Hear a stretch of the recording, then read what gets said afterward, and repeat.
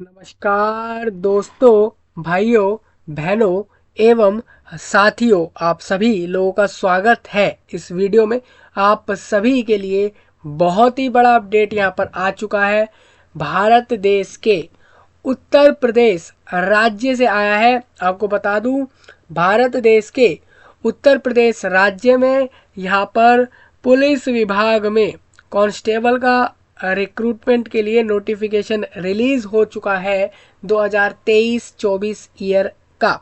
आपको बता दूं, यहाँ पर उत्तर प्रदेश, भारत देश के उत्तर प्रदेश राज्य में 60,244 से भी ज़्यादा कांस्टेबल की रिक्रूटमेंट करनी है, जो कि आपके राज्य में यूपी में आप पुलिस के अंदर कांस्टेबल की रिक्रूटमेंट होगी। यानी कि अब आप देख सकते हो यहाँ से एक बहुत बड़ा रोजगार, एक बहुत बड़ा काम, बहुत बड़ी जॉब आप सभी को मिल रही है। यहाँ पर आपको बता दूं, भारत देश के उत्तर प्रदेश राज्य में यहाँ पर बहुत बड़ा एक नोटिफिकेशन आया है। आप देखिए दोबारा ध्यान से, 60,244। अब देखिए ये सारी वैकेंसियां खाली रखी हुई थी। आपको बता दूं, ये उत्तर प्रदेश गवर्नमेंट, आपके जो राज्य की गवर्नमेंट है, वो आपके राज्य में 60,244 लोगों को डायरेक्ट रिक्रूट करके जॉब देगी, यहाँ पर एग्ज़ाम लेकर, जो कि कांस्टेबल को देगी। मतलब कि कांस्टेबल की वैकेंसियों पर ये जॉब देगी। यानी कि आपके जो राज्य में आपकी जो पुलिस विभाग है, जो आपके राज्य भर में, पूरे राज्य में जो पुलिस वर्क कर रही है, तो उस पुलिस के अंदर आपकी कांस्टेबल की पोस्ट होगी, जिसको आप आरसी कहते हो हिंदी में, उसी को अब इंग्लिश में कांस्टेबल कह रहे हो। तो इतनी वैकेंसी निकाली गई है। अब इसमें अब ये देखेंगे हम, आपको बता देता हूँ, ऑल इंडिया एलिजिबल है इस पर। यानी कि आप अगर दूसरे राज्य के हैं, अगर आप भारत देश में हरियाणा के हैं, मेघालय मणिपुर के हैं, दिल्ली के हैं, असम के हैं, वेस्ट बंगाल के हैं, केरला कर्नाटका के हैं, तो भी आप फॉर्म भर सकते हो। इसमें यूपी गवर्नमेंट के अंदर ये जॉब रहेगी, स्टेट गवर्नमेंट की जॉब है, और आप इसमें ऑल इंडिया एलिजिबल हो। यानी कि पूरे देश से लोग फॉर्म भर सकते हैं इस पर, और सभी लोग एलिजिबल हैं। और अदर कंट्रीज़ के लोग भी एलिजिबल हैं। यानी कि इंडिया के अलावा दूसरे देश में भी, अगर आप पाकिस्तान, बुर्मा, श्रीलंका या फिर कोई ऐसे देश से आए हो जो कोई अन्य देश है इंडिया को छोड़कर, और आप इंडिया में अब आ चुके हो, उन देशों से परमानेंटली सेटल्ड हो चुके हो, आप परमानेंटली रह रहे हो भारत देश में किसी भी जगह, और आपके पास उसके प्रूफ्स हैं डॉक्यूमेंट वाइज, तो आप लोग फॉर्म भर सकते हो। याद रखिए, इन्होंने एक डेट दी होगी आपको 1962 की, एक 1 जनवरी बोली है। उससे पहले के जो लोग आ गए थे, परमानेंटली इंडिया सेटल हो गए दूसरे देशों से, वही लोग फॉर्म भरेंगे। इस बात का थोड़ा ध्यान रखें।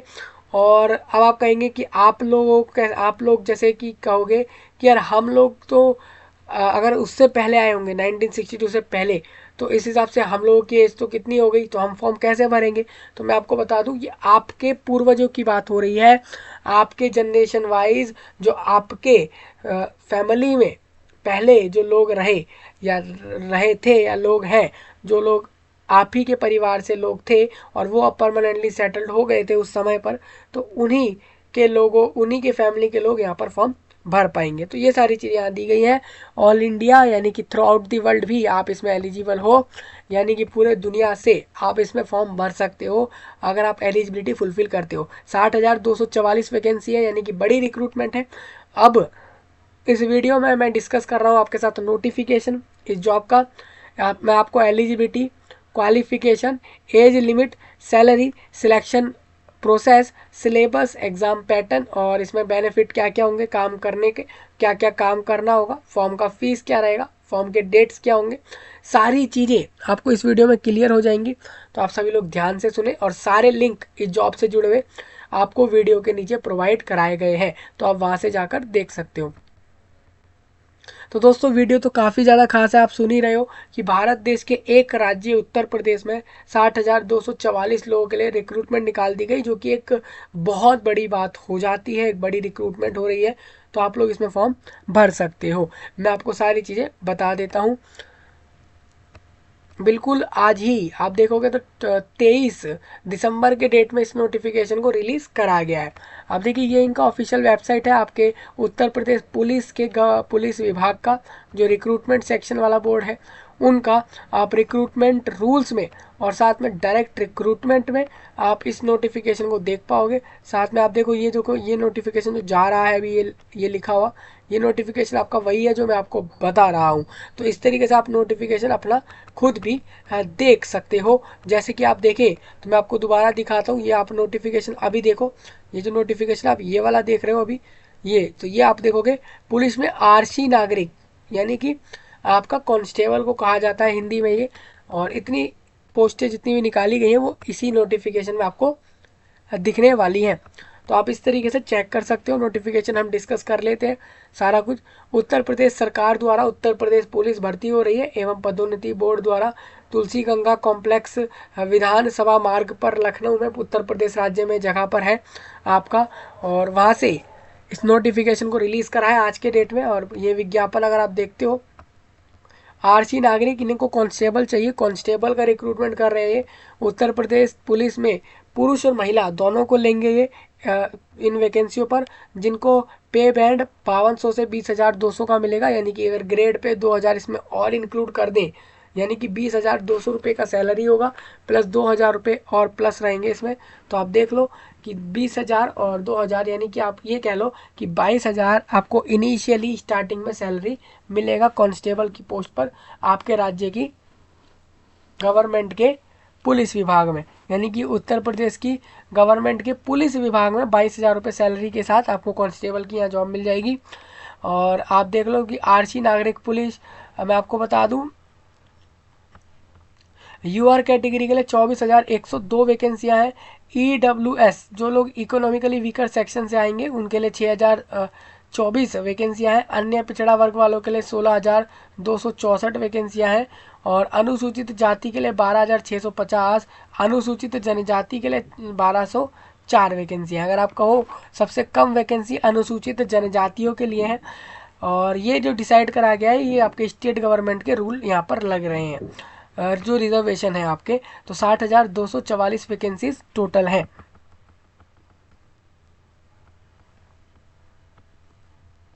परीक्षा के पूर्व आपको बता दूं किसी भी समय रिक्ति की संख्या परिवर्तन की जा सकती है। भर्ती किसी भी समय या भर्ती के किसी भी स्तर पर बिना कोई कारण बताए निरस्त की जा सकती है। मतलब अगर ये कहेंगे कि हमें रिक्रूटमेंट कैंसिल करना है तो कैंसिल भी कर सकते हैं।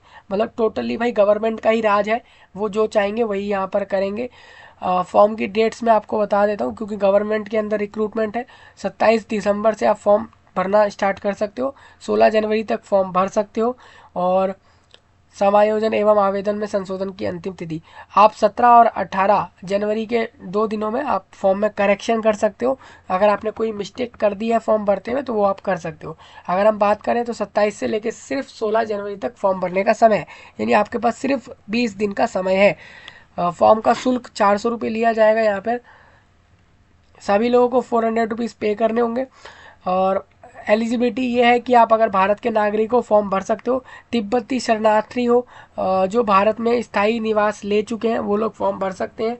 और साथ में अगर आप मान लीजिए ऐसे व्यक्ति हो जो आप भारत में परमानेंटली रह रहे हो लेकिन आप जो है पाकिस्तान, म्यांमार, श्रीलंका और किसी पूर्व अफ्रीकी देश केनिया, युगांडा और यूनाइटेड रिपब्लिक ऑफ तंजानिया जैसी जगहों से आए हो तो आप लोग फॉर्म भर सकते हो। तो आप देख लो यहाँ पर सारी आपके बारे में लिखा हुआ है कौन फॉर्म भरेगा कौन नहीं भरेगा।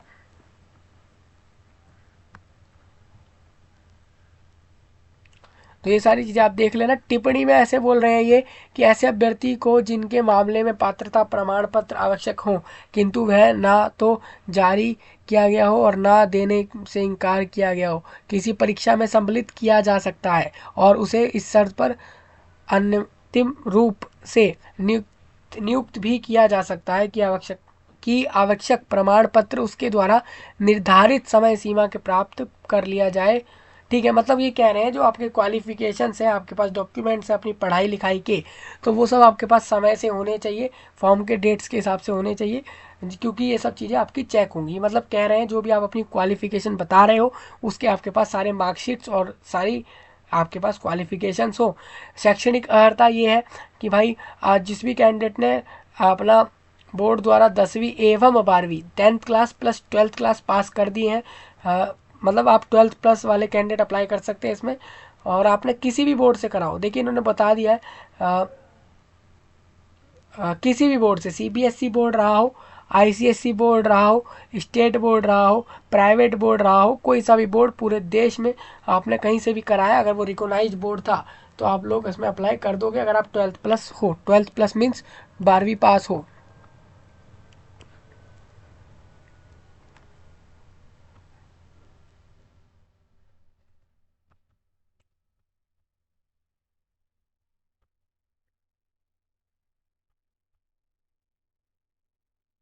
देखिए जो लोग अभी 12th क्लास को अभी कर रहे हैं, जो लोग 24 के ईयर में अभी बोर्ड के एग्ज़ाम देने वाले हैं 2024 में, चाहे वो कोई सा भी बोर्ड हो, तो आप लोग 12वीं क्लास के बोर्ड के अगर एग्ज़ाम अभी देने वाले हो तो आप फॉर्म मत भरना, क्योंकि आप लोग एलिजिबल नहीं हो। आप लोग नेक्स्ट रिक्रूटमेंट में जाके एलिजिबल रहोगे। अभी सिर्फ 12वीं पास वाले फॉर्म भरेंगे, चाहे वो यूपी से पास है, हरियाणा से पास है, दिल्ली से, मेघालय, मणिपुर, केरला, कर्नाटका, तमिलनाडु, किसी भी राज्य या किसी भी जगह से 12वीं पास है तो वो फॉर्म भरेंगे। ठीक है, तो ये सारी पॉइंट आप एक बार ध्यान से देख लेना। मैं आपको और चीज़ें कुछ क्लियर कर देता हूँ। अन्य बातों के समान होने पर ऐसे अभ्यर्थी को अभी दिया जाएगा से कंप्यूटर में ओ स्तर का प्रमाण पत्र प्राप्त किया हो, या देखिए इन्होंने बोला है कि कुछ ऐसे अगर समान जैसे कि आप नॉर्मल कैंडिडेट हो तो उनके कंपैरिजन में ऐसे लोग जिन्होंने NENITLT सोसाइटी से कंप्यूटर में ओ स्तर का, ओ लेवल का उन्होंने प्रमाण पत्र प्राप्त किया है, तो उनको ये लोग पहले सिलेक्ट कर लेंगे। तो ये बता रहे हैं कि ये कुछ लोगों को प्रेफरेंस देने वाले हैं, तो वो ये बता रहे हैं कि किसको देंगे, एनसीसी वाले को यहाँ पर फ़ायदे मिलेंगे, जो ग्रुप जो एनसीसी के बी ग्रेड वाले सर्टिफिकेट होल्डर होंगे।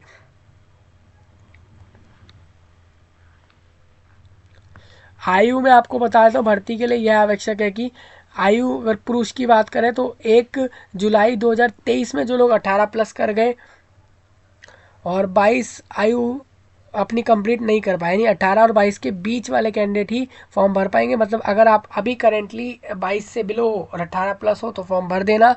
याद रखें दोस्तों, यहाँ पर महिलाओं के लिए 18 से 25 एज है, यानी महिलाओं के लिए 3 ईयर एक्स्ट्रा है।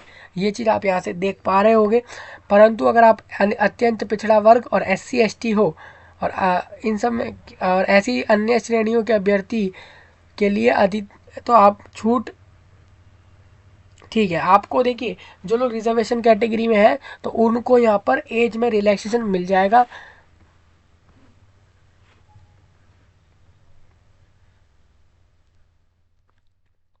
टिप्पणी आप एक बार ये पॉइंट रीड करें। वैवाहिक परिस्थिति में आपको बता देता हूँ, परिस्थिति ये है, ऐसा पुरुष अभ्यर्थी पात्र ना होगा जिसकी एक से अधिक पत्नियां जीवित हों, या फिर ऐसी महिला अभ्यर्थी पात्र नहीं होगी जिसका एक से ज़्यादा पति जीवित हो, या वो एक से ज़्यादा पुरुष के साथ विवाह कर चुकी हो, तो ये लोग एलिजिबल नहीं होंगे। परंतु सरकार किसी व्यक्ति को इन नियम के परिवर्तन से छूट दे सकती है यदि उसका समाधान हो जाए कि ऐसा करने के लिए विशेष कारण विद्यमान विद्वान रहे।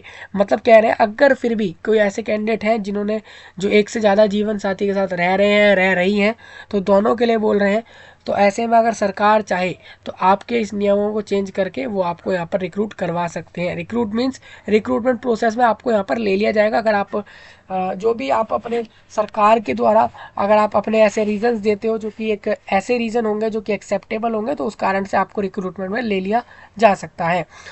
टिप्पणी में आप ये सारे पॉइंट रीड करें एक बार। डिबार्ड कर दिया जाता है, निष्कासित कर देते हैं एग्जाम के बीच में से ही, अगर आप प्रोसेस फॉलो नहीं करते तो वो चीज़ रीड कर लें।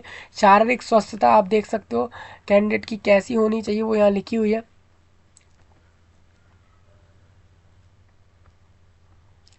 भर्ती की प्रक्रिया में आपको बताया तो क्या होने वाला है यहाँ पे।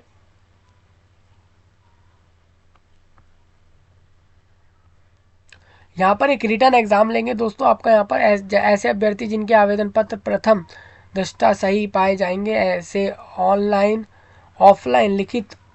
लिखित परीक्षा में सम्मिलित होने की अपेक्षा की जाएगी।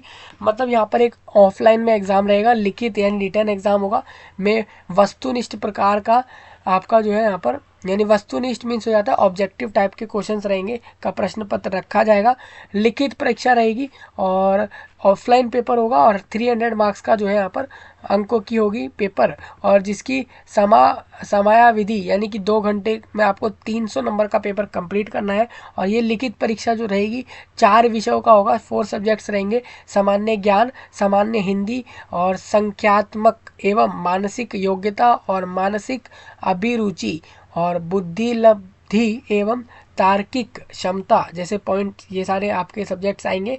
और 300 मार्क्स का टोटल पेपर है, 2 घंटे में कंप्लीट करना है। रिटर्न एग्जाम है, ऑफलाइन में होगा। अभ्यर्थी को लिखित परीक्षा में गलत उत्तर देने के लिए प्रदान किए जाएंगे, यानी कि उसका नेगेटिव मार्किंग जरूर जाएगा। लिखित परीक्षा में कुल 150 क्वेश्चन प्रश्न होंगे, यानी कि हर क्वेश्चन 2-2 नंबर का है। टोटल 150 क्वेश्चन है, जिनमें प्रत्येक सही उत्तर करने पर 2 नंबर और गलत करने पर 0.5 मार्क्स डिडक्ट होगा, जो कि 1/4% ऑफ 2 मार्क्स है।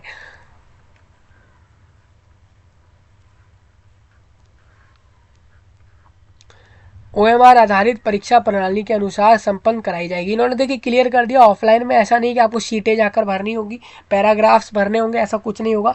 MCQ में पेपर रहेगा, 4 ऑप्शन मिलेंगे, उसमें से करेक्ट आंसर पे आपको टिक करना है। रॉन्ग करते हो तो 1/2 यानी कि 0.5 मार्क्स डिडक्ट होगा। और OMR शीट पर एग्जाम रहेगा। OMR शीट होती है एक ऐसे जैसे आप इस फाइल में ऐसे पेपर देख रहे हो, एक शीट देख रहे हो, इसी तरीके का एक शीट रहेगा। उस पर आपको लिखा होगा, आपका ऐसे बने होंगे, कॉलम से बने होंगे, उसमें लिखा होगा ABCD और सर्कल से बने होंगे, नंबर्स लिखे होंगे 1 2 3 4 0 से लेकर 9 तक। और उसके नीचे भी आपको सर्कल से बने होंगे, सर्कल के अंदर वो नंबर और अल्फ़ाबेट लिखे होंगे, और आपको उनके अंदर फिल करना होगा अपना नाम और अपना जेंडर और एग्ज़ाम का नाम और जो भी आपका डेट ऑफ बर्थ है, वो सारी चीज़ें आप डालोगे वहाँ पर। जो भी आपसे कॉमन से डिटेल भरवाए जाते हैं OMR में, वो सब डालकर रोल नंबर और ये सारी चीज़ें। उसके बाद अपना एग्ज़ाम में भी आप OMR में भी इस तरीके से अटैम्प्ट करोगे कि आपको लग रहा है पहले क्वेश्चन का अगर ऑप्शन C सही लग रहा है तो सी वाले सर्कल को आप ऐसे पूरा डार्क कर दोगे, ऐसे पूरा फिल कर दोगे। तो इससे उन्हें पता लग जाएगा कि आपको लगता है कि फर्स्ट के क्वेश्चन का आंसर C है। इस तरीके से आप क्लियर करोगे। OMR शीट में बिल्कुल मैं आपको बता दूं, वहाँ पर अलग से ऑप्शन नहीं लिखा होता, वहाँ पर सिर्फ ABCD करके दिया होता है। क्वेश्चन पेपर से आपको देखना है और उसके बाद OMR शीट से आपको कर देना है पूरा आंसर कंप्लीट।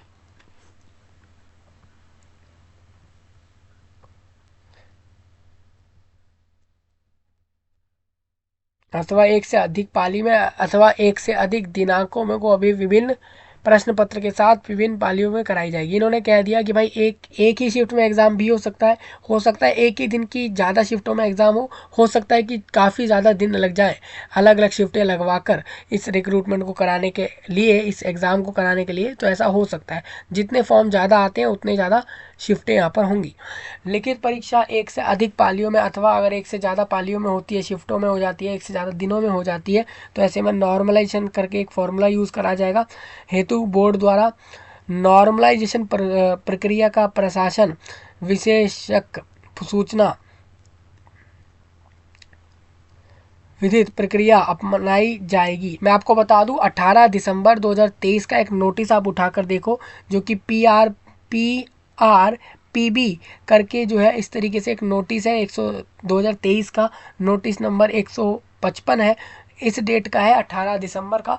उसमें आप देखोगे तो नॉर्मलाइजेशन फॉर्मूला आप देख सकते हो और नॉर्मलाइजेशन रूल रिक्रूटमेंट के देख सकते हो अपने राज्य यूपी की कि कैसे होने वाली है।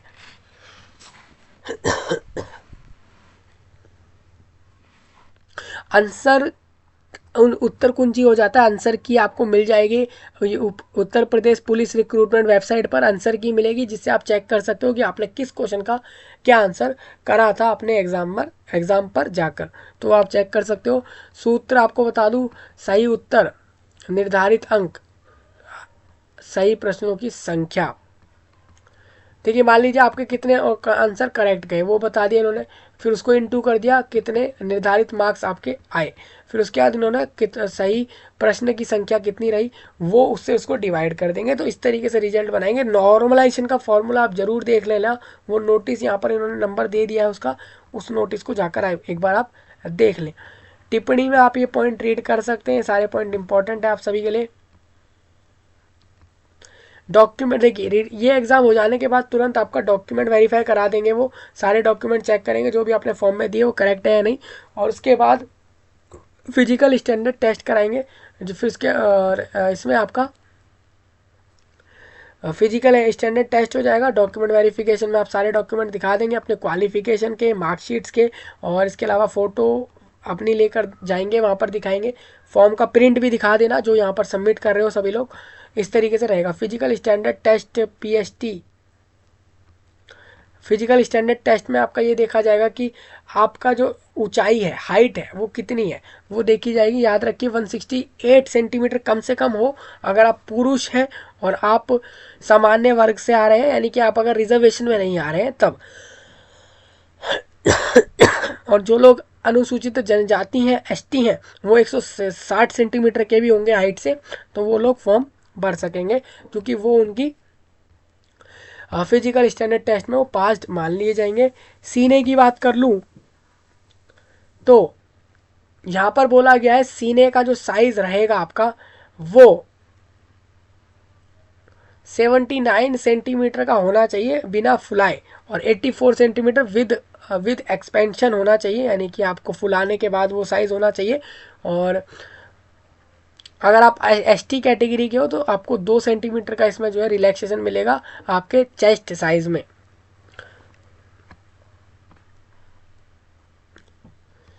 शारीरिक मानक यानी कि आपका मेंटल एबिलिटी जो टेस्ट रहेगा, मैं आपको बता दूं महिलाओं के लिए उनका हाइट जो है 152 सेंटीमीटर होना चाहिए। अगर वो अनुसूचित जनजाति से हैं तो 147 सेंटीमीटर रहेगा, यानी कि उनको 5 सेंटीमीटर का उनको रिलैक्सेशन है उनके हाइट में। और इनका चेस्ट मेजरमेंट वगैरह नहीं होता है। महिलाओं के लिए यहाँ पर वजन का होता है। वजन में मैं आपको बता दूं महिलाओं के लिए कम से कम 40 केजी उनका वेट होना चाहिए, और ये एज आपकी थी 18 से 25 के एज ग्रुप के कैंडिडेट ही फॉर्म भर रहे हैं इसमें। बाकी पॉइंट आप एक बार रीड करें। फिजिकल एफिशिएंसी टेस्ट में मैं आपको बता देता हूँ, पुरुषों की यहाँ पर 4,000 देखिए आप 4.4.8 किलोमीटर का आपका, यानी कि लगभग लगभग आप ये मानो 5 किलोमीटर के लगभग आपका जो है यहाँ पर रनिंग रहेगा, दौड़ रहेगा, जो कि 25 मिनट में कंप्लीट करना है। महिलाओं को सेम 2.4 किलोमीटर यानी कि 2,400 किलोमीटर के लगभग दौड़ उनको करनी है, जो कि उनको 14 मिनट में कंप्लीट करनी है। तो ये आप सभी के लिए लिखा हुआ है, आप देख लो यहाँ से। अब जो फाइनल मेरिट बनेगी उसका मैं बता देता हूँ। जो शारीरिक दस्ता आपकी जो इसके अंदर बनेगी फाइनल मेरिट, शारीरिक दस्ता परीक्षण में सफल पाए गए, बोर्ड लिखित परीक्षा में प्रत्येक अभ्यर्थी द्वारा प्राप्त अंकों के क्रम में के अनुसार प्रत्येक श्रेणी के अभ्यर्थियों की एक चयन तैयार करेगा और इस कार्रवाई हेतु प्रेषित करेगा कि तथा इसे बोर्ड की वेबसाइट पर, ठीक है, इन्होंने बता दिया। देखिए आपका फिजिकल जो आपका एग्ज़ाम हो रहा है, फिजिकल एंड्योरेंसी टेस्ट होगा, एफिशिएंसी टेस्ट होगा, उसके बाद आपके रिटर्न के मार्क्स जो आपके चेक करेंगे कि उसमें कितने मार्क्स आए, और सब इन दोनों को देखते हुए आपकी फाइनल लिस्ट मेरिट बनाएंगे, जिसके बेस पर बताएंगे कि कौन सिलेक्ट हुआ है, किसको जॉब मिल रही है।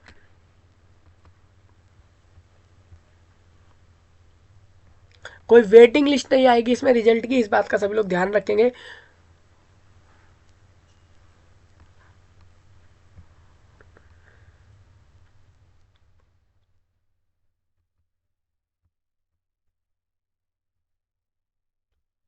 अगर मान लीजिए आपके टाई केस हो जाते हैं, आपके और दूसरे किसी कॉम्पिटिटर के सेम मार्क्स आ रहे हैं इस रिक्रूटमेंट में, तो ऐसे में वो टाई केस कैसे सॉल्व करेंगे वो यहाँ पॉइंट रीड कर लेना एक बार।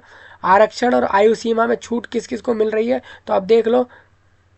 उत्तर प्रदेश के मूल निवासी मतलब कि अगर मान लीजिए आप उत्तर प्रदेश राज्य के ही डोमिसाइल है, निवासी है, या फिर मान लीजिए आप दूसरे राज्य में रह रहे हैं और आपके पास उत्तर प्रदेश राज्य का डोमिसाइल है या एक रेसिडेंसी प्रूफ है, निवासी होने के प्रूफ है, तो आप लोगों को रिलैक्सेशन मिलेंगे कैटेगरी वाइज, बाकियों को नहीं मिलेंगे, दूसरे राज्य वालों को। इस बात का ध्यान रखें।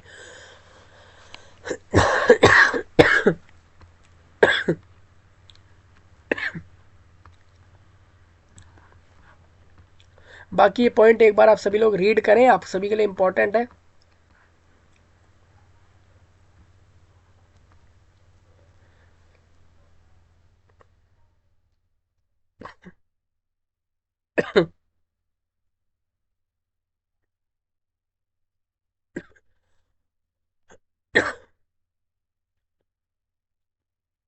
देखिए इन्होंने ये बताया अनुसूचित जाति को, एससी एससी कैटेगरी वाले कैंडिडेट को यहाँ पर अपना जो प्रमाण पत्र देना है, जिससे उसको 5 साल का रिलैक्सेशन मिलेगा अपने फॉर्म भरने के लिए। उसमें उस कैंडिडेट को इतना याद रखना है जरूर कि उसको अपना प्रमाण पत्र प्रूफ देना पड़ेगा, जो कि देने वाले उसका प्रमाण पत्र किसने बनाया हो, या तो जिला अधिकारी ने बनाया हो, या अतिरिक्त जिला अधिकारी ने बनाया हो, या सिटी मजिस्ट्रेट ने बनाया हो, उप जिला मजिस्ट्रेट ने, तहसीलदार या जिला समाज कल्याण अधिकारी ने भी अगर उसको वेरीफाई करा है तो इसका मतलब वो एक्सेप्ट होगा। तो आप ये सब देख लेना कि किस कैटेगरी का सर्टिफिकेट किसके द्वारा बनाया गया होगा तो वो एक्सेप्ट होगा। तो ये सारे पॉइंट आप यहाँ से देख लो। अब मैं आपको बताता हूँ वैकेंसियों में रिजर्वेशन की बात करते हैं दोस्तों। तो अगर आप बात करें तो स्वतंत्रता संग्राम सेनानी, यानी जो आपके स्वतंत्रता समय यानी कि फ्रीडम दिलाते समय, भारत देश को जब फ्रीडम दिलाई गई थी तो स्वतंत्रता संग्राम सेनानी के आश्रित जो थे, यानी कि जो स्वतंत्रता सेनानी हो चुके थे, जो रह चुके थे, उनके जो पोते हैं, नाती नतनी हैं, जो लोग आरक्षित में हो जाते हैं उन लोगों के, तो वो लोगों को 2% उनका वैकेंसी है टोटल में से। यानी अगर आप 60,244 वैकेंसी टोटल देख रहे हो तो उसका 2% वैकेंसी जो है वो इन लोगों के लिए फिक्स है। याद रखिए उत्तर प्रदेश स्वतंत्रता संग्राम सेनानी के आर्थिक को ही मिलेंगे फायदे। अगर वो मान लीजिए स्वतंत्रता सेनानी जो रहे यहाँ पर और उनके परिवार के कोई कैंडिडेट यहाँ फॉर्म भर रहे हैं, तो याद रखिए आपके जो स्वतंत्रता सेनानी रहे होंगे वो उत्तर प्रदेश राज्य के रहे हों, ना कि दूसरे राज्यों के। इस बात का ध्यान रखेंगे। और आपका सर्टिफिकेट जो इस चीज़ का रहेगा वो DFF करके एक सर्टिफिकेट होता है जो कि जिला अधिकारी द्वारा बनाया गया हो। तो ये सारी चीज़ें आप सारे रीड कर लें, भूतपूर्व सैनिक के लिए क्या चीज़ें दी गई हैं और महिलाओं के लिए क्या बताया गया है, तो सारी चीज़ें एक बार आप यहाँ से देखते हुए चलें। अब आप ये भी देख सकते हो स्वतंत्रता संग्राम सेनानी के आर्शित मीन्स क्या होता है, तो वो आप यहाँ से देख सकते हो। भूत व पूर्व सैनिक क्या होता है, तो इन्होंने हर एक चीज़ क्लियर करी है आपको यहाँ पर, आप यहाँ से समझ सकते हो। हाँ, अप्लाई करने के लिए आपको पहले क्या करना होगा, पहले आपको Uttar Pradesh police recruitment board के वेबसाइट पर आना है। रजिस्ट्रेशन करने के लिए ईमेल आईडी और मोबाइल नंबर की मदद से आपका रजिस्ट्रेशन हो जाता है। आप अपना नाम डाल दो, जेंडर डाल दो, ईमेल आईडी मोबाइल नंबर डाल दो और एक आईडी प्रूफ में अगर कोई चीज़ मांगी जाती है तो वो डाल के रजिस्ट्रेशन कर लो। फिर आपको एक रजिस्ट्रेशन आईडी मिल जाता है, पासवर्ड आप एक अपना बना लो नया सा, और उसके बाद उससे लॉगिन कर जाओ और फॉर्म भरने की तरफ आगे बढ़ जाओ। वहाँ पर अपने 10th-12th के मार्कशीट्स और अपने सर्टिफिकेट को अपलोड करो, अपने फ़ोटो साइन को अपलोड करो, साथ में कास्ट सर्टिफिकेट अगर है तो उसको अपलोड करो। इसके बाद इसके बाद आपको फीस सबमिट करके उसको जमा कर देना है फॉर्म को, और फॉर्म का प्रिंट लेना है। बस यही फॉर्म अप्लाई करने का प्रोसेस रहेगा। याद रखें 16 जनवरी लास्ट डेट है और 17-18 जनवरी में आप इसमें फॉर्म में करेक्शन कर सकते हो अगर आपसे कोई मिस्टेक हो जाती है फॉर्म अप्लाई करते हुए। ऑनलाइन फॉर्म भरा जा रहा है, फीस पेमेंट भी ऑनलाइन होगी, या तो debit card, credit card, net banking, UPI या फिर दूसरे पेमेंट गेटवेज या ऑप्शन से आप पेमेंट कर सकते हो। फॉर्म का लिंक आपका 27 तारीख को आएगा, तो 27 तारीख को मैं आपको ये लिंक देने वाला हूँ, तो आप उसके लिए रेडी रहें। देखिए शुल्क जो इन्होंने बताया ना 400 रुपीज़ का, वो सभी को पे करना है। आप यहाँ से देखोगे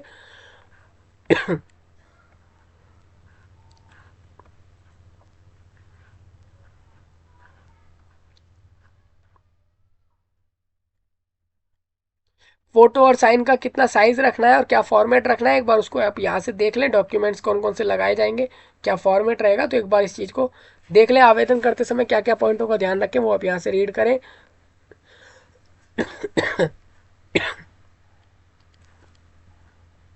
तो मुझे उम्मीद है सारी चीज़ें समझ आई होंगी आपको। रिक्रूटमेंट बहुत आसान सा है दोस्तों, वैकेंसी काफ़ी ज़्यादा है। आप लोग जो लोग जॉब का फाइंड कर रहे हैं, कह रहे हैं कि हमें कहीं भी जॉब मिल जाए, हमें तो बस कैसे भी रोज़गार मिल जाए, जॉब मिल जाए, काम मिल जाए, हमें अपना घर चलाना है, हमें जो है नौकरी चाहिए, हमें रोज़गार चाहिए, कैसे भी मिल जाए, पूरे देश में ही कहीं ना कहीं मिल जाए, हमें तो बस मिल जाए जॉब। हम तो 10वीं पास भी हैं, हम तो ग्रेजुएट भी हैं, 12वीं पास भी हैं, तो हमें मिल जाए। तो ऐसे में आप लोग ये जॉब ले सकते हो, जो कि भारत देश के उत्तर प्रदेश राज्य में पुलिस विभाग में कांस्टेबल का रिक्रूटमेंट है, जो कि सिर्फ 12वीं पास को दिया जा रहा है। आप देख लो 60,244 लोगों को डायरेक्ट यहाँ से जॉब मिल रहा है, जो कि एक गवर्नमेंट स्टेट गवर्नमेंट में जॉब है, और आपको पुलिस विभाग में जॉब मिलेगा सिर्फ 12वीं पास को। तो ये एक अच्छी क्वालिफिकेशन, एक मिनिमम क्वालिफिकेशन के साथ ये जॉब आपको मिल रही है, तो आप लोग इसको ले सकते हो। याद रखें, रिटर्न पास करना है, उसके बाद फिजिकल पास करना है, डॉक्यूमेंट वेरिफिकेशन पास करना है, और इन सब चीज़ों को पास करने के बाद ही आप अपनी ऐसी उम्मीद कर सकते हो कि आप लोग अपने आप को मेरिट लिस्ट में देख पाओगे, और उसके बाद ही आप ये जॉब ले पाओगे। याद रखें, 22,000 रुपये सैलरी स्टार्टिंग में है। एक समय पर 30, 40, 50,000 तक भी एक समय पर हो सकता है जाए। मैक्सिमम 30-40,000 आप इसमें मान सकते हो एक समय पर जाएगी, लेकिन इनिशियली ये 22,000 ही रहेगी, यानी शुरू में यही होगी जो मैंने आपको बताई। इसमें जो आपका सिलेबस होगा रिटर्न एग्जाम का, वो मैं आपको एक बार क्लियर कर देता हूँ। फिजिकल के बारे में मैंने एक एक चीज़ क्लियर करी है, आपको समझ आ गई होगी। सिलेबस में जनरल नॉलेज जो आएगा, मैंने आपको बताया था कि 4 तरह के सेक्शन आ रहे हैं जनरल नॉलेज में। इसमें आपका सामान्य विज्ञान, भारत का इतिहास, भारत का संविधान, भारत की अर्थव्यवस्था एवं संस्कृति, और भारतीय कृषि और वाणिज्य एवं व्यापार, जनसंख्या कितनी है भारत की, और पर्यावरण एवं नगरीकरण, भारत का भूगोल तथा विश्व भूगोल एवं प्राकृतिक संसाधन, उत्तर प्रदेश की शिक्षा, संस्कृति और सामाजिक प्रथाओं के संबंध में विशिष्ट जानकारी, उत्तर प्रदेश में राजस्व और पुलिस व सामान्य प्रशासनिक व्यवस्था, मानवाधिकार और आंतरिक सुरक्षा, बहुत सारी चीज़ें, आतंकवाद से जुड़ी हुई चीज़ें भी आएंगी, भारत और उसके पड़ोसी देशों के बारे में भी चीज़ें पूछ ली जाएंगी। यानी वर्ल्ड लेवल पर आपको जनरल नॉलेज यहाँ पर कवर करनी है।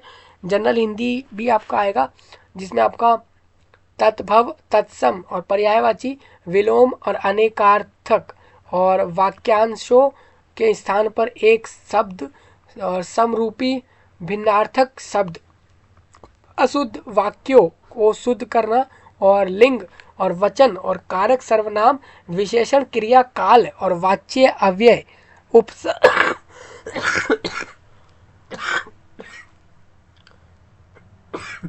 उपसर्ग और प्रत्यय जैसी चीज़ें यहाँ पर आ रही हैं। तो इस तरीके से आपका सारा सिलेबस रहेगा। न्यूमेरिकल एबिलिटी, मेंटल एबिलिटी का सिलेबस आप यहाँ से देख सकते हो। परसेंटेज रेशो और सिंपल इंटरेस्ट, डिस्टेंस मेंसुरेशन और पार्टनरशिप, डिस्काउंट जैसी चीज़ें यहाँ पर आपके सिलेबस में है। मेंटल एबिलिटी आप रेडी कर लेना, सारा सिलेबस यहाँ पर टॉपिक वाइज दिया हुआ है, तो जो आप यहाँ से देख पा रहे हो। ये आपके कास्ट के फॉर्म है, याद रखिए उत्तर प्रदेश राज्य के रिजर्व कैंडिडेट को ही यहाँ पर फायदे मिलेंगे, उन्हीं के फॉर्म दिए गए। ये उत्तर प्रदेश राज्य के SC ST का फॉर्म है। ये लोगों को अब अप्लाई नहीं करना, ये लोगों का पहले से ही होना चाहिए। लोगों को तो बस ये है कि फॉर्म में इस चीज़ को लगा देना है, तो वो इस चीज़ को यहाँ से देख ले। अब जिन लोगों का फॉर्म नहीं बना हुआ, तो आप अगर अभी अप्लाई करते हो तो याद रखें कि 16 जनवरी से पहले आपके पास अगर आ जाता है कास्ट फॉर्म, तो आपको इसको अपलोड कर देना है। अगर लेट हो जाता है तो ऐसे में आप UR से फॉर्म भर देना, इस जॉब को मिस मत करना। SC ST का हो गया ये अन्य पिछड़ा वर्ग OBC वालों का फॉर्म है ये स्वतंत्रता संग्राम सेनानी के आरक्षितों का फॉर्म। तो आप सभी लोग अपने अपने फॉर्म यहाँ से देख सकते हो, ये सारे फॉर्म यहाँ पर दिए गए हैं। तो देखिए मैंने आपको देखिए यहाँ पर सब बता दिया, आपको सिलेबस बता दिया, क्वालिफिकेशन बता दिया, एज लिमिट बता दी, सैलरी बता दी, बेनिफिट्स आपको डेफिनेटली गवर्नमेंट की जॉब है तो यानी सैलरी के अलावा भी कुछ फ़ायदे यहाँ पर आपको ज़रूर मिल रहे होंगे। हालांकि इन्होंने मेंशन नहीं किया नोटिफिकेशन में, लेकिन वो मिलते ही हैं। अगर आप एक गवर्नमेंट जॉब करते हो तो सैलरी के अलावा भी कुछ फ़ायदे ऐसे होते हैं जो दिए जाते हैं। ठीक है, तो आपको समझ आ गया होगा सारी चीज़ें, सिलेबस से लेकर जॉब मिलने तक का प्रोसेस कैसे रहेगा, सारा कुछ क्लियर बताया गया है आपको। अगर आप ये पूछ रहे हो एग्ज़ाम कब होगा, तो इसमें एग्ज़ाम आप मान सकते हो कि इसमें आपका फेब्रवरी मंथ से ही होना चाहिए, क्योंकि जनवरी तक तो फॉर्म ही जाएगा, तो इस वजह से। वैकेंसी काफ़ी बड़ी है दोस्तों, आप अप्लाई कर सकते हो। यूपी, अब देखिए इसमें यूपी के लोग तो फॉर्म भरेंगे ही, क्योंकि उन्हीं के जगह पर ये जॉब है। लेकिन अगर आप चाहो दूसरे राज्य वाले भी फॉर्म भर सकते हैं। जो लोग अपने राज्य में जॉब नहीं देख पा रहे हैं, नहीं मिल पा रही, तो वो लोग इधर जाकर जॉब कर सकते हैं। बड़ी रिक्रूटमेंट है, ऑल इंडिया बेस रिक्रूटमेंट चल रहा है। मैं तो कह रहा हूँ पूरे वर्ल्ड में रिक्रूटमेंट बड़ा चल रहा है ये, क्योंकि इसमें दूसरे देश के लोगों को भी एलिजिबल रखा है। लेकिन कुछ पॉइंट है, उसको याद रखेंगे, उसके बाद ही आप लोग फॉर्म भर सकते हो। तो यही आपके लिए बताना था। अभी ऐसा कोई पॉइंट आपको लग रहा हो जिसमें नहीं समझ आता है, आप कमेंट में बता दीजिए और इस जानकारी को देश विदेश और दुनिया में फैलाइए। भारत देश में एक एक गली मोहल्ले और जगह तक फैलाइए, क्योंकि उनके लिए वीडियो बहुत खास था। चाहे हरियाणा हो, झारखंड हो, मेघालय, मणिपुर, केरला, कर्नाटक, असम, वेस्ट बंगाल, एक एक जगह तक। मैं आपसे मिलता हूँ नए वीडियो में, तब तक के लिए आप सभी का धन्यवाद।